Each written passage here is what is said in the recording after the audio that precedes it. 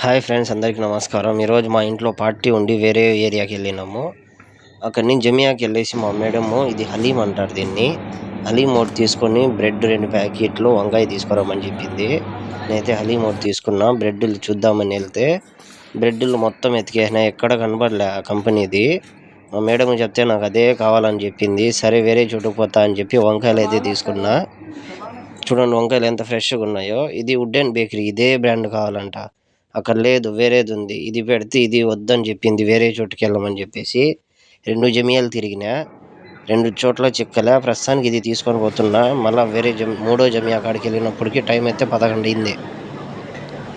ఏం చేస్తాం, ఏం చేయలేం. 11 అయినా 12 అయినా తిరగాల్సిందే.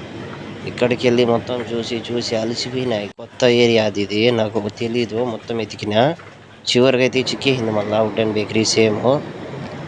సబ్స్క్రైబ్ చేసుకోవచ్చు కావమ్మా.